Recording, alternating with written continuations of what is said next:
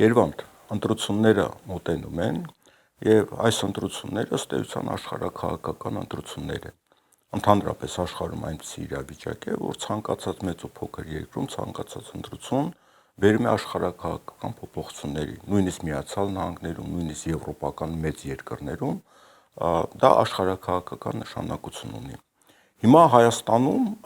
ընտրություններ են լինելու հունիսի 7-ին եւ մենք տեսնում ենք հայտարարություններ տարբեր կողմերից։ Եվրոմիությունը արդեն ոչ թե հայտարարություն, այլ շոու կազմակերպեց Հայաստանում 40-ից ավելի երկրներ եկան եւ ակնհայտ էր, որ դա նախընտրական քարոզչություններ ի օգուտ այս գործող վարչապետի։ Ռուսաստանից շատ լուրջ հայտարարություններ են հնչում եւ առաջի դեմքի մակարդակով եւ կարևորագույն պետական պաշտոնյաների, որտեղ թվեր են հնչում տնտեսության իրական վիճակն են ներկայացնում Հայաստանի եւ այդ հարաբերությունների ԵԱՏՄ-ի հետ։ Հիմա այս խոսքերը որքանով են լուրջ եւ որքանով լուրջ հետևանքներ կարող են ունենալ Հայաստանի համար։ Ստեփան, այս փորձենք ավելի կոնկրետացնել, թե ինչ կատարվեց այս մայիս ամսվա ընթացքում, հա, ամսի 4-ին եւ ամսի 5-ին։ Ուրեմն ամսի 4-ին եւ ամսի 5-ին երկու խոշոր միջոցառում եղավ։ Դա մեկ միջոցառում չէր, մեկը Եվրոպական քաղաքական համայնքի 8-րդ գագաթնաժողովն էր Հայաստանում։ Ամսի 5-ին Հայաստան ԵՄ գագաթնաժողովն էր։ Դա արդեն դա ուրիշ ֆորմատ էր։ Ինչ եմ ասում դա ուրիշ ֆորմատ, որովհետեւ առաջին ֆորմատը հիմնված էր, ստեղծվել էր 2022 թվականին Մակրոնի կողմից ընդգծված հակառուսական ֆորմատ էր։ Ֆորմատ, որը ստեղծվել էր իրենք ձևակերպում էին ընդդեմ ռուսական ագրեսիայի դեպի Ուկրաինային աջակցելու համար։ Եվ այդ ինքը փաստացի բացի Ուկրաինայից եւ Բելարուսից այդ ամբողջ ԵՄ երկրներին եւ Եվրոպայի հարակից երկրներին ընդգրկել էին դրա մեջ եւ որոշում են կայացել, որ ամեն տարի երկու նստաշրջան պետք է հասկացնեն, մեկը ԵՄ անդամ երկրում, մեկը ոչ ԵՄ անդամ երկրում եւ հերթով դնում են թե որ երկրում, այսինքն սա պատմական process չէր։ Վաղ թե ուշ պետք է Հայաստանում դա անցկացվեր, իրանք որոշեցին հենց Հայաստանում անցկացվեն, որովհետեւ համարեցին, որ հունիսի 7-ի ընտրությունների շեմին դա կլինի մեծ աջակցություն Նիկոլ Փաշինյանին։ Բայց ամենազարմանալին կայանում էր նրանում, որ Հայաստանը ոչ միայն համաձայնվեց, որ ընտրություններից առաջ հենց այստեղ անցկացվի, եւ ամենակարևորն է, որ ինքը հրավիրեց Զելենսկին, եւ Զելենսկին այստեղ հայտարարեց, որ ինքը պատրաստվում է մայիսի 9-ի կապակցությամբ այդ պարադի հետ կապված լուրջ քայլերի դիմել, որը սուշացում կտրեմ, էլի։ Երևանից հետո Զելենսկին գնաց Բաքու, Բաքում նման կտրուկ հայտարարություններ չարեց, հաշվի առնելով, որ Բաքուն կամ Ադրբեջանը ըստ էության Ուկրաինայի դաշնակիցն է, բայց այդ հայտարարությունը հատուկ արվեց Երևանում։ Այո, որովհետև տեսեք ինչի, Ստեփան ջան, որովհետև Եվրոպական քաղաքական համայնքը դա այն հարթակն էր, որտեղ Զելենսկին նման պետք է հայտարարություն աներ, եւ որը քանի որ հակառուսական հայտարարման հարթակ էր բառիզբուր իմաստով, հենց Զելենսկիի համար էր ստեղծված։ Զելենսկին հենց տեղից հայտարարեց այդ կտրուկ բանը, որը շատ լուրջ բանը արձագանք ստացավ Մոսկվայում։ Առաջինը նախ որ Հայաստանը համաձայնվել էր այդ 8-րդ բանը նստաշրջանը հենց Հայաստանում անցկացվել հենց հունիսի 7-ից առաջ, եւ երկրորդը որ ինքը եթե նույնիսկ Զելենսկին հրավիրել էր Զելենսկին այդ հայտարարությունից, որևէ արձագանք չեղավ Հայաստանի կողմից։ Այսինքն փաստացի ստացվեց, որ Հայաստանը որպես ֆորմալ իմաստով ԵԱՏՄ-ի անդամ եւ ՀԱՊԿ-ի անդամ ինքը փաստորեն հյուրում կալեց հակառուսական մի հատ դաշինքի, այդ հակառուսական դաշինքում ինքը հարտակ տվեց Զելենսկին, ընդ որում Զելենսկին մի երկրի ղեկավար է, որը ավանդաբար 30 տարվանից միշտ աջակցել է Ադրբեջանին։ Այսինքն ստացվում է հետեւյալը, տեսեք, ինքը օրինակ Փաշինյանը արգելում է Հայաստան գալ բոլոր այն հայամետ գործիչներին, լինի դա Միացյալ Նահանգներից, Ֆրանսիայից թե Ռուսաստանից, եւ հրավիրում է մի գործչի, որի երկիրը միշտ եղել է հակահայկական դիրքորոշումներով եւ պրոադրբեջանական դիրքորոշում։ Դա ֆենոմենալ իրավիճակ է Հայաստանում եւ հայ հասարակության կողմից այս արձագանքի բացակայությունը կամ թույլ բանը իմ համար զարմանալի է, որովհետեւ սա շոկային վիճակ է, բայց դա կարևորը դա չի։ Կարևորը կայանում է այն բանում մեջ, որ հաջորդ օրը Հայաստան ԵՄ գագաթնաժողովում փաստորեն ամրագրվեց այն գաղափարը, որ Հայաստանը, որը քանի որ ընդունել է օրենք ԵՄ-ին միանալու այդ գործընթացի հետ կապված, իրանք փաստացի խրախուսեցին դա եւ ակնարկեցին, որ սպասում են, որ Հայաստանը ինչ-որ քայլերի դիմի։ Հիմա պարզ է, որ դրանից հետո Ռուսաստանը ասելու է, եւ Ռուսաստանը ասեց, որ հարգելի հայ ժողովուրդ, փաստացի դու պետք է կողմնորոշվես, եթե դու ուզում ես գնաս ԵՄ, դա նշանակում է այն պրեֆերենցիաներից, որ դու հիմա օգտվում ես Ռուսաստանի հետ, դու պետք է զրկվես։ Ինչպես որ զրկված են այն երկրները, որոնք ԵՄ անդամ են։ Հա, շատ པարզ խնդիր է, ավելին կարամ ասեմ։ ԵՄ-ն ընդունում է այն երկրներին ԵՄ անդամ մի պայմանով նաև, որ ինքը պետք է միանա նաև հակառուսական պատժամիջոցներին։ Տեսեք, այն երկրները, որ հակառուսական պատժամիջոցներին չեն միանում, իրանք պատժամիջոցներին ԵՄ-ի կողմից։ Տեսեք, օրինակ Վրաստանը չմիացավ, Վրաստանի նկատմամբ մեծ ճնշում կա, նույնը կարելի ասել Սլովակիայի նկատմամբ, Հունգարիայի նկատմամբ։ Հայաստանի ժողովուրդը պետք է շատ լավ հասկանա, որ եթե ինքը գնում է այն ուղիով, որով հիմա իրան ուղղորդում է Փաշինյանը, ապա դրա հետևանքները նորեն կործանարար։ Հիմա որպեսի հասկանանք, թե ինչի կործանարար, թվեր բերեն, որ պատկերացնես։ Մինչև թվեր բերելը կարող ենք ասել, որ հունիսի 7-ի ընտրությունները ըստ էության հանրաքվե է։ Այո, հունիսի 7-ի ընտրությունը դա լինելու է հանրաքվե, հայ ժողովուրդը ուզում է գնա կործանման ճանապարհով, թե ուզում է գնա փրկության ճանապարհով։ Ես անկեղծ եմ ասում, ես նույնիսկ չեմ էլ ասում, թե այս իշխանության որակը լավն է, թե վատն է։ Կա կործանարար ճանապարհ եւ կա ոչ կործանարար ճանապարհ։ Ժողովուրդը պետք է այդ հանրաքվեի պատասխանը տա։ Այստեղ լավ եւ վատ գործիչների կամ ուժերի մասին չի խոսքը։ Ընդհանրապես մարդը երբ որ լավ եւ վատ որոշում է, կամ ամուսնության ժամանակ կարա լավ եւ լավագույնի մեջ ընտրություն կատարի, բայց ընտրության ժամանակ ինքը պետք է ընտրություն կատարի կործանարարի եւ բանի նույնիսկ ինքը վատն է, բայց ինքը չի բերի ասեն կատաստրոֆայի որ լինի։ Ես եմ մարդկանց եմ ասում, որոնք չեն կողմնորոշվել, թե ում պետք է ընտրեն։ Երևան հիմա կողմնորոշվելու համար արի թվեր բերենք, որովհետեւ մարդիկ շատ լավ պատկերացնեն։ Օրինակի համար տեսակետ կա, որ եթե ռուսական շուկան կամ ԵԱՏՄ-ի շուկան փակվում է, ըստ էության դա նշանակում է հայկական գյուղերի հայաթափումը։ Եվ դա նշանակում է գյուղերը ապագայում տեղ են բացելու ադրբեջանցի վերաբնակիչների համար։ Դու ինչ ես մի անգամից գյուղը։ Ես ուզում եմ նաև հիմա կոնկրետ թիվ ասեմ, որ դու պատկերացնես, ուրեմն Հայաստանի արտաքին առևտրաշրջանառությունը 2024 թվականին եղել է 32 միլիարդ 200 միլիոն դոլար։ 25 թվականին եղել է 21 միլիարդ 400 միլիոն դոլար։ Հիշենք այդ թիվը, 25, այսինքն անցյալ տարի։ Վերջի թիվը հիշենք, հա։ 21 միլիարդ 400 միլիոն դոլարի արտաքին շրջանառության մեջ մենք ներմուծել ենք մեր մոտ 13 միլիարդ դոլարի ապրանքներ եւ վաճառել ենք 8 միլիարդ 400 միլիոն 13-ը գումարած 8 միլիարդ 400, հիմա 21 միլիարդ 400, չէ՞։ Հիմա հասկանանք, թե այդ շրջանառության մեջ որ երկիրը ինչ կշիռ ունի։ Ուրեմն 21 միլիարդ 400 միլիոն դոլար շրջանառության պարագայում Հայաստանի եւ Ռուսաստանի շրջանառությունը կազմել է 7 միլիարդ 600 միլիոն դոլար։ Հիշենք այդ թիվը։ 7 միլիարդ 600 միլիոն դոլար։ Երկրորդ տեղում է Չինաստանը 2 միլիարդ 600 միլիոն դոլար։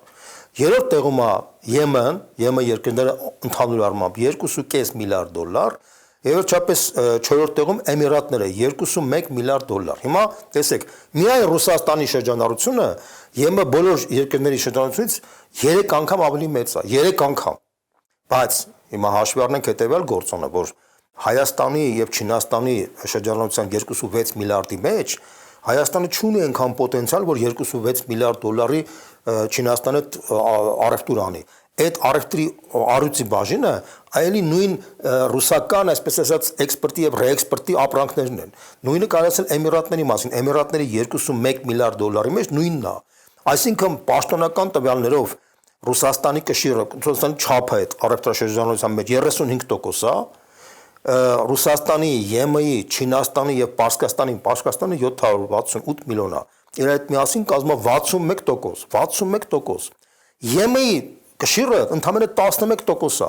Միացյալ Նահանգների ընդամենը 368 միլիոն դոլար է։ Ես թվեր եմ ասում, պատկերացեք, Ֆրանսիայինը մոտավորապես 250 միլիոն։ Այսինքն Ֆրանսիայի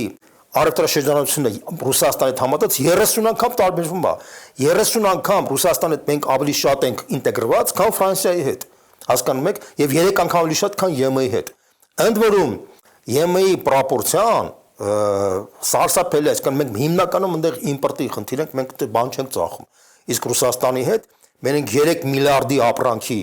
վաճառում ենք եւ 4.6 միլիարդի ստանում ենք։ Դեֆիցիտ ընդհանրապես պրոպորցիան, որ նայում ես ԵՄ-ի հետ, ընդհանրապես աներևակայելի է։ Այսինքն այս թվերի պայմաններում, ընդ որում այս ռակուրսի մեջ երկու գործոն կա, որ ուղղակի ճակատագրական է մեր համար։ Մեկը ատոմային էներգիայի ոլորտն է, մյուսը գազի ոլորտը։ Գազի մասով 80%-ը մենք ստանում ենք Ռուսաստանից եւ այլընտրանք չկա։ Ինչու՞, որովհետեւ Պարսկաստանը չունի ենթակառուցվածքներ, որ մեզ գազ վաճառի, դա բոլորը գիտեն, եւ Պարսկաստանը այսօր գազը ստանում Ռուսաստանից, շատերը չեն պատկերացնում դրա մասին։ Պարսկաստանը Ռուսաստանից գազ է ստանում։ Եվ նույն Վրաստանը, երբ որ հակամարտության մեջ ընկավ Ռուսաստանի հետ, ինքը իր ռուսական գազը փոխարինեց ադրբեջանական։ Հիմա 80%-ը Վրաստանից ստանում է Ադրբեջանից։ Մենք 80%-ը ստանում ենք Ռուսաստանից։ Եթե մենք Ռուսաստանի գազից կտրվում ենք, միանշանակ միակ այլընտրանքը մնում է ադրբեջանական գազը։ Ադրբեջանական գազից կախված լինել, դա նշանակում է խաղաղ ճանապարհով ճանապարհը բացես 300,000 ադրբեջանցիների, որտեղ Ադրբեջանը տեսնել է, որ միակ կախվածությունը քեզանից է, ինքը կասի, գիտես ինչ, այսքան մարդ թույլ կտաս, որ գան գյուղերը, այդքան գազ կվաճառեմ կամ չեմ վաճառի։ Դու պետք է բաստոն էներգետիկ ճգնաժամի մեջ հայտնվես։ Դա շատ պարզ խնդիր է։ Երբանդ, ուրեմն երկու գործոն կա շատ կարևոր։ Ես մի հատ էլ բան ավելացնեմ, ատոմականի հետ կապված շատերը դրա մասին չեն ասում։ Ուրեմն ատոմականի մեր ատոմականի ավարտը լինելու է 2036 թվականին։ Հիմա հուշադիր թե ինչն է կարևորը այստեղ։ 36 թվականից հետո այլևս այս ատոմականը հնարավոր չի շարունակել։ Դա օբյեկտիվ փաստ է, արդեն դա հաստատված է ՄԱԳԱՏԷ-ի կողմից եւ այլն եւ այլն։ Նոր ատոմակայան, նմանատիպ ատոմակայան կառուցման համար անհրաժեշտ է մոտավորապես 10 տարի։ 10 տարի։ Հիմա եթե 26 թվականին մենք որոշում չկայացնենք, ասենք կայացնենք 27 թվականին, ուրեմն 26 թվականին այս ատոմականը պետք է կանգնացնենք, մի տարի պետք է սպասենք, որ նոր ատոմական լինի, մենք պետք է հայտնվենք 90-ական թվականների մութ ու ցուրտ վիճակի մեջ, որ նոր ատոմականը կարողանանք շահագործենք։ Դա շատ ուղղակի ինֆորմացիայի մասին, որ մեր ընթերցողները հասկանան։ Հիմա այս մարդը կանխամտածված, այս քանի տարի է ձգձգում է, ձևակերպում է, որ ինչ-որ միֆական, ինչ-որ ամերիկյան մոդուլային ատոմականներ, որը օգտագործվում է միայն փոքրիկ մոդուլային ատոմականներ իր ռազմականների համար, ուրիշ տեղ չի օգտագործված։ Նման բան աշխարհում չկա, էքսպերիմենտ չկա։ Եվ ես համոզված եմ, պնդում եմ, որ այդ խոսակցությունը զուտ են բանի համար, որ վաղը մյուս օրը ատոմականը չի սարքվելու, որովհետև քողարկված դրա պահանջը կա Թուրքիայի կողմից, Եվրոմիության կողմից եւ Հայաստանը կանխամտածած ուզում են գցեն կախվածամեջ Թուրքիայից եւ Ադրբեջանի գազից։ Սա միանշանակ, այսինքն, եթե հիմա հունիսի 7-ին մարդիկ չհասկանան թե ինչ են կողմնորոշում, վաղը մյուս օրը գլխին են տալու, բայց ուշ է լինելու։ Երևանդ, ուրեմն մենք խոսում ենք էներգակիրների մասի, էլեկտրաէներգիայի մասին, որը ցանկացած երկրի համար կարևորագույն կամ ճգնաժամային նշանակություն ունի։ Բայց կա եւս մի երևույթ, որը մենք հետո ենք հասկանալու։ Ուրեմն Հորմուզի նեղուցի փակման հետ կապված պարարտանյութերի գյուղատնտեսական ճգնաժամ է առաջացել եւ գյուղատնտեսական այս գարունը շատ տեղերում ըստ էության տապալվել է մասամբ, հա։ Հիմա սպասում են, որ աշնանը եւ հատկապես մյուս տարվա գարնանը կարող է սով լինի աշխարհի որոշ հատվածներում, նաեւ Աֆրիկայի շատ երկրներում։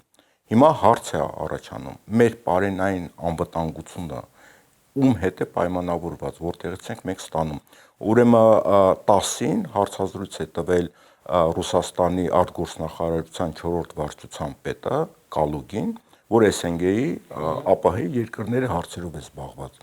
Եվ ինքը հենց ասում է, բարենային անվտանգության խնդիր գոյություն ունի, բացի էներգակիրներից, եւ Հայաստանի այդ բարենային անվտանգությունը որ երկիրն է լուծելու, հատկապես որ մենք ԵԱՏՄ-ի անդամ ենք, ցորեն եւ այլն, ըստ էության այդ բարենային անվտանգության հարցը, որը հետո է ալնելու այդ ճգնաժամը, նույնպես Ռուսաստանի հետ է կապված։ Տեսեք, Ստեփան, ես ընդունում եմ այդ փաստը կա, բայց տեսականորեն ցորենի խնդիրը կարելի է լուծել այլ երկրի միջոցով։ Դա ոչ միայն ցորենն է։ Դա, ասենք, բարենային անվտանգությունը խնդիրը, որ Հայաստանը լուրջ ունի, դա փաստ է։ Եվ աբսուրդ է, որ Հայաստանի հողերի ընդամենը 30%-ն է օգտագործում, սա արդեն մենակ այս իշխանության խայտարակությունը չի։ Սա ընդհանրապես մեր երկրի խայտարակությունը այս 30 տարվա ընթացքում մենք այդպես էլ չկարողացանք մեր հողերը առնվազն գոնե 80-90%-ով էֆեկտիվ կարողանանք օգտագործել, որպեսզի մենք մինիմիզացնենք մեր կախվածությունը այդ պարենային անվտանգության տեսակետից, բայց դա առանձին թեմա է։ Բայց գազի եւ ատոմային էներգիայի հետ կապված մենք դատապարտված ենք, ուրիշ տարբերակ չունենք, որովհետեւ մեր աշխարհագրությունը այնպեսի տեղում է գտնվում, որ մենք բացի ռուսական եւ ադրբեջանական գազից ուրիշ տեղից գազ չենք կարող ստանալ։ Հասկանում եք, դա փաստ է։ Այսինքն եթե նույնիսկ մենք ուզենանք Թուրքմենստանից գազը ստանանք, այդ Թուրքմենստանի գազը պետք է կամ Վրաստանով գա, կամ Ադրբեջանով, կամ Իրանով, չէ՞։ Եթե մենք խզում ենք մեր հարաբերությունները Ռուսաստանի հետ, ապա նշանակում է մենք ուրեմն պետք է ստանանք կամ Ադրբեջանից կամ Իրանից։ Իրանը չունի այդ ենթակառուցվածքը եւ Իրանը այսօրվա դրությամբ լինելով Ռուսաստանի դաշնակից երբևիցե տուրք չի տա, որ Հայաստանը այսպես ասած արեմտյան տիրույթի մեջ մտնենք դել հանգիստ նայ թե եւ աջակցի մեջ դա բացառված է միևնույնն է մենք կախված ենք ընդելու Ադրբեջանից այսինքն անկախ ամեն ինչից մենք Ադրբեջանան գազ կստանանք թե թուրքմենական միայն Ադրբեջանի տարածքով ենք մենք ամեն ինչ ստանալ այսինքն ուզում ասեմ իսկ երկրորդը ատոմային էներգիան դա вообще կատաստրոֆիկ վիճակ է որովհետեւ Ռուսաստանը այսօրվա դրությամբ առաջամարտիկ է այդ հարցում Թուրքիայում է կառուցում ՆԱՏՕ-ի անդամ Թուրքիայում ՆԱՏՕ-ի անդամ Հունգարիայում է կառուցում ՆԱՏՕ անդամ Բուլղարիայում է կառուցում եւ ընդհանրապես Հնդկաստանում է կառուցում այլ երկրներում է կառուցում եւ ըստ էության ինքը ամենամեծ փորձ ունի այլ ոլորտներում ուրիշ երկրները փորձ ունեն մենք պետք է կարողանանք տարբեր երկրների փորձը վերցնենք որտեղ որ այդ երկրները առաջամարտիկ են հիմա Ռուսաստանը այս մասով է դու ուրիշ տարբերակ չունես երբ որ այս մարտիկ կանխամտածված ես պնդում եմ որ դա կանխամտածված է ամեն ինչ արել են որ որոշումը չկայացնեն գցեն մինչև 2026 թվականը դա նշանակում է իրանք հրաժարվել են ռուսական տարբերակից եւ փաստացի ուզում են այս ժողովրդին թողնեն առանց ատոմակայանի որպեսի հետո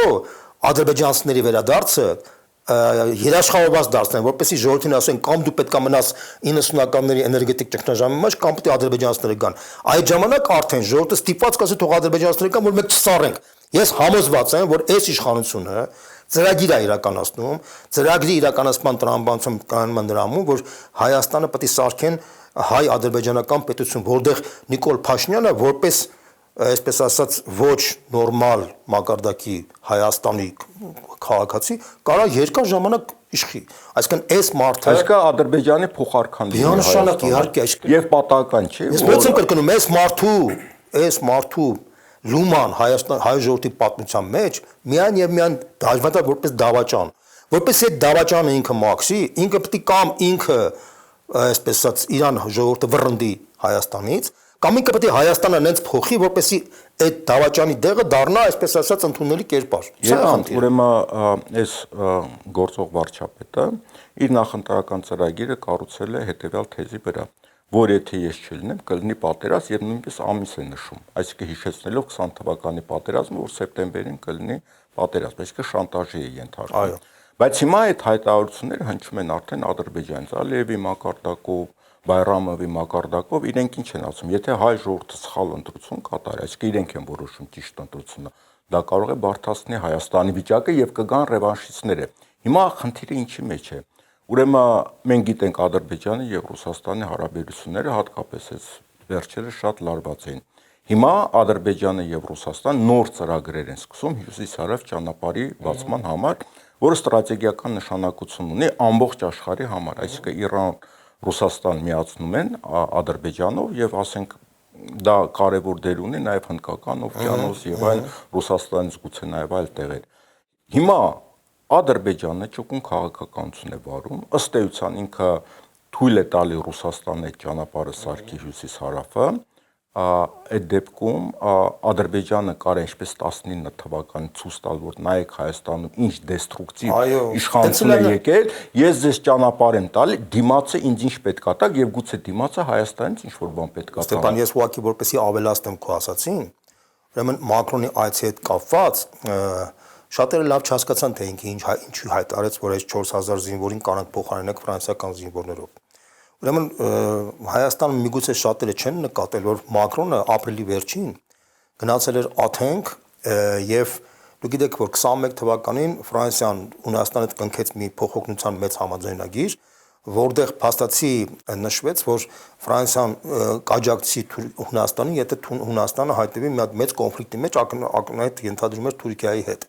Դա մեծ աղմուկ բարձրացավ Թուրքիայի կողմից, որտեղ առաջին անգամ ՆԱՏՕ-ի երկու երկրների միջև երրորդ ՆԱՏՕ-ի երկիրը կողմնորոշում էր ցույց տալիս, որը աննախադեպ էր եւ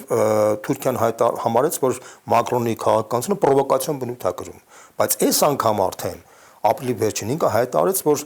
ինքը Հունաստանի եւ Կիպրոսի վրա միջուկային հովանոց է բանանում, այսինքն սա արդեն աննախադեպ երևույթ էր եւ Էրդողանը հայտարարեց, որ սա մենք հիշելու ենք, իսկ ամբողջ թուրքական վերլուծական միտքը գրեց, որ ի պատասխան դրա Թուրքիան պետք է վերականգնի իր բնական տարածքները ճակերտների մեջ եւ արևմուտքում եւ արևելքում։ նկատի ունի եւ Հայաստանի ուղղությամբ եւ Էգեան ծովի ուղղությամբ։ Հիմա տեսեք, Ֆրանսիայի Հունաստանին միացավ նաեւ Իսրայելը եւ բոլոր փորձագետները արդեն նշում են, որ Ֆրանսիայի եւ Հունաստանի Ֆրանսիայի եւ Իսրայելի նպատակները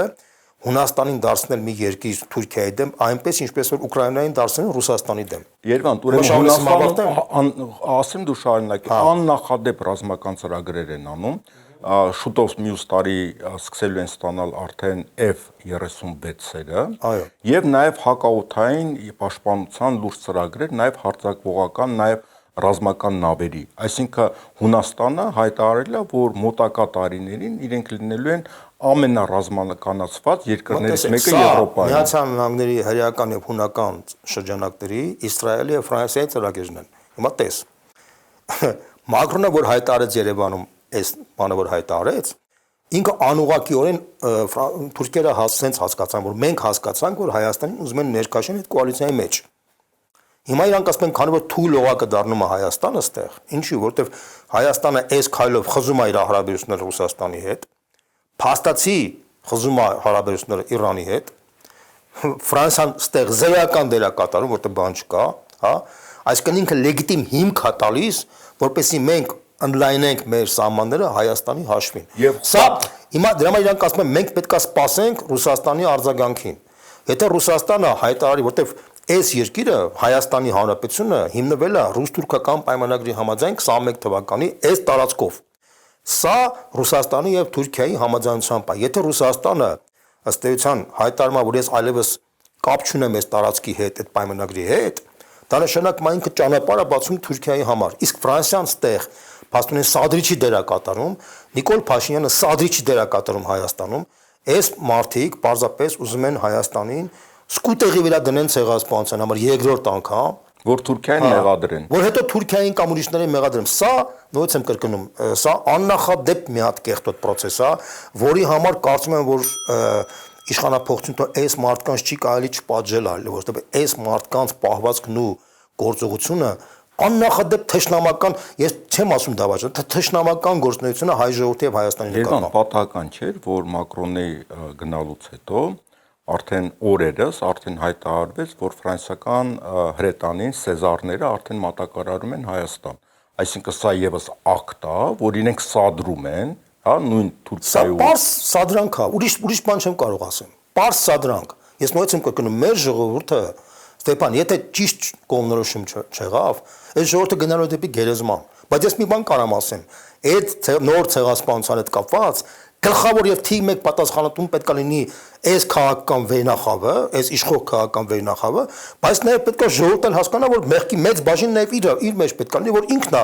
որոշում կայացրել։ Սա խնդիրը։ Պատմության մեջ եղել են ժողովուրդներ, որոնք ինչ որ որոշումով գնացել են ինքնասպանության, իրենց որոշումով։ Այո։ Հիմա կարող է հունիսի 7-ին մենք տեսնենք, որ Հայաստան կա մի ժողովուրդ, որը ինքնասպանության է գնում։ Ես ինքս որպես մարդ, որպես քաղաքացի, որպես քաղաքագետ, որպես Մայր Հայաստանի անդամ, ես իմ պարտքն եմ համարում նշելու եւ զգուշացնելու մեր ժողովրդին։ Եթե մեր ժողովուրդը որոշի պետք է գնա ինքնասպանության, ոչ մեկ այս ժողովրդին չի կարող փրկել։ Բայց ինքնասպանությունից հետո, եթե որևէ մեկը փորձի մեղադրել դրա համար ֆրանսիացիներին, եվրոպացիներին եւ ռուսներին, ես այդ մարդուն անվանել եմ սրիկա, որտեղ այդ մարդիկ են, որ այդ սրիկաներն են, որ մեր ժողովրդի ողբերգությունը հիմնականում կապում են թուրքերի հետ, ռուսների հետ, Եվրոպա, ոչ մեկ չի ուզում բացի, որ մեր ժողովրդի ողբերգության մեջ նաեւ մենք ենք մեղավոր։ Մենք ենք մեղավոր, Ստեփան, այս խնդիրը, գիտեք, ինստեղ որպեսի դու կարողանաս առողջ ժողովուրդ լինես, դու պետք է ինքնակնդատական վերաբերվես քո անցած ճանապարհի վրա։ Եթե դու չես ունակ չես ընկալելու այդ խնդիրը, դու չես կարող առողջանաս որպես ժողովուրդ, դու հիվանդ ժողովուրդ կմնաս։ Հասկանում ես ի՞նչն է խնդիրը։ Մենք պետք է ընդունենք եւ վերջապես հասկանանք, որ մեր սխալների պատճառով է, որ մենք կործանարար հետևանքների մեջ ենք հայտնվում։ Իհարկե, ընդ կարողան ինչ-որ միտեղ աշխատի ռուսները, ֆրանսիացիները, ամերիկացիները, թուրքերը, ադրբեջանցիները, բայց գլխավոր պատասխանատու մեղավորը մենք ենք դառնում։ Մեր որոշումներով այդ ամեն ինչը Երևանդ եւ որպես վերջում ես ասեմ, որ պատճառներից մեկը այն է, որ ոչ ոք չի բացատրել հայ ժողովրդին, դասագրքերով եւ այլն, իրականում 18-ից 20 թիվը ինչ է կատարվել կամ 21 թիվը։ ոչ ոք չի բացատրել, որ ինչ էր իրենից ներկայացնում Հայաստանը 19-րդ դարի սկզբին եւ 18-րդ դարի սկզբին, եւ ինչպես հայտնվեց մի տարածք, որտեղ հայերը կարողացան ազգային օջախ ստեղծել։ Այդ պատմության չիմանալը բերել են դրան, մենք մեզ խաբել ենք, շատերը գուցե լավ իմաստով ուզել են խաբել, որ ազգային հպարտություն լինի եւ այլն, բայց նույնիսկ ես տեսնում եմ գրագետ մարդիկ, որոնք բացարձակապես զրոյական պատկերացում ունեն պատմության եւ քաղաքականության մասին։ Ես ասենց ասեմ, ամեն մարդ իր ֆունկցիան կատարում է։ Դու օրինակ ասենք քո լուման այս կրոնագիտության մեջ Հայաստանում այդ դերակատարումը, հանրային աշխատանքը, հսկայական աշխատանքը, որպեսզի դա գնահատվի։ Ես ինքս իմ պատկերացնում եմ, ես ունեմ մեծ աշխատանք, թե ինչ այդ 18-20 թվականների հետ կապված եւ ընդհանրապես մենք ինչ process-ի առաջ կարող ենք կանգնել եւ ինչ հնարավորություններ ունենք, այդ ամեն ինչը կարծում եմ, որ առաջում է եւ եթե Աստված տա մենք ճիշտ որոշում կայացնի մեր ժողովրդի հունիսի 7-ից հետո, ես կարծում եմ նաեւ մեր իմ ու քո, այդ թվում նաեւ այն կուսակցության, որ մենք անդամ ենք, Մայր Հայաստան կուսակցության, այդ լուման պետքա լինի, որ մենք կարողանանք իսկապես այս ժողովրդի հետ արդեն շփվենք ուրիշ մակարդակով, որտեվ իսկապես մենք լավ թիմ ենք, ես դու Անդրանիկ Թևանյանը, որը իսկապես մի քանի կրթություն եւ լավ որակի մասնագետ է, տնտեսագիտական տեխնացու է եւ քաղաքագիտական հսկայական լավ աշխատանքներ ունի եւ մենք բոլորս իրար հետ միասին պետք է նաեւ այլ մարդկանց հետ միասին, այն մարդիկ, ովքեր որ պատրաստ են, իսկապես ունակ են, գիտակից են, մենք պետք է իսկապես մի հատ նոր որակի մի հատ վերնախավ կարողանանք ստեղծենք Հայաստանում, որպեսզի այդ վերնախավը ոչ թե նախկինի պես պարտխոզակտիվի մակարդակի կամ պրիմիտիվ մակարդակի հարաբերվի հասարակության մեջ, որի արդյունքում եղավ այս 18 թվականի խայտարակությունը, մենք ուրիշ տարբերակ չունենք, մենք դատապարտված ենք, կամ մենք պետք է լինենք որակյալ պետություն, կամ մենք չենք լինելու այս տարածաշրջանում։ Երբ նաև մեզ դիտողներին հիշեցնենք, որ Մայր Հայաստանը Բարգավաճ Հայաստանի հետ է գնում ընտրություններին միասնական ցուցակով, բայց սա չպետք է ընկալեն, որ նախընտրական քարոզ ենք անում, ձայն ենք ցանկանում։ Մենք այդ միասնությունը կառուցել ենք այս իրավիճակում զուտ նրա համար, տեսնելով այն վտանգը, որը կա, եւ մեզ համար նույնիսկ բացարձակապես մեկը ձեն կտան մեզ, թե ձայն չկտան, մեկ այլ ընդդիմադիր տեխնացու։ Տեխնան ջան, ես կներես մի հատ բան ասնեմ, տեսեք, Մայր Հայաստանը ուրեմն մասնակցեց Երևանի ընտրություններում հավաքեց 16%, մասնակցեց Գյումրի ընտրություններում իր դեմքով հավաքեց 6%, մասնակցեց Էջմիածնի ընտրություններում հավաքեց 5.5%, այսինքն ինքը կարար ինքնուրույն մասնակցեր, ինչպես որ տարբեր մարդկուսակցություններ մասնակցում են, հիմա ինքն կարար գնալ մասնակցեր 4%-ը հավաքեր, բայց մենք որոշեցինք, որ պետք է մենք ավելի խոշորացված տարբերակով գնանք, որտեղ մեր համար կարևոր չէր թե մենք ինչ արդյունք կունենանք հունիսի 7-ին, կարևոր էր թե ժողովուրդը ինչ արդյունք պետք է ունենա։ Մենք գոյաբանական խնդիր է դրված։ Դրա համար ենք միացել Բարգավաճ Հայաստանի հետ, որպեսզի մենք կարողանանք այդ գոյաբանական խնդիր լուծենք։ Մենք կարայինք ինքնուրույն գնայինք։ Մենք սա շատ կարևոր է, որ մենք հասկանանք եւ այն 19 կառույցները, որ հիմա մասնակցում են, դա իմ համար գոնե խայտարակություն է։ 19 կուսակցություն ոնց կարելի է որ մասնակցեն դուսնում, երբ որ կա գոյաբանական, դա էլ է մեր քաղաքական վեհնախավի գիտակցության պակասի արդյունքն է։ Բայց ես նույնիսկ դրա խորը արմատները գալիս են մինչեւ 18 թվականի, այս 30 տարվա ընթացքում այս process-ը, որտեղ քաղաքական վեհնախավ այդպես չձևավորվեց, լավագույն դեպքում կոլխոզասովխոզական եւ օլիգարխիկ մի հատ համակարգ ձևավորվեց, որտեղ մտավոր մակարդակը քաղաքագիտական իմաստով այդքան կարեւոր չէր եւ որի արդյունքում մենք ունեցանք այն ինչ որ ունեցանք 18 թվականից հետո, բայց ես համոզված եմ, որ եթե հունիսի 7-ին մեր ժողովուրդը ճիշտ որոշում կայացնի, մենք ժողովուրդը երկիրը դատապարտված է լինելու նոր էջ բացի իր համար, որտեղ առանց լուսավորչական նոր ժամանակահատվածի Հայաստանը ապագա չի կարող ունենա, որտեղ այս բարդ տարածաշրջանում, որտեղ հսկայական պայքար է գնում արևմտյան երկրների, Թուրքիայի, Պարսկաստանի, Ռուսաստանի, Չինաստանի, այս պայքարի մեջ այս փոքր երկիրը չի կարողանալու ճիշտ կողմնորոշվել, եթե ինքը խելոք վերնախավ չունենա։ Հա, շնորհակալություն։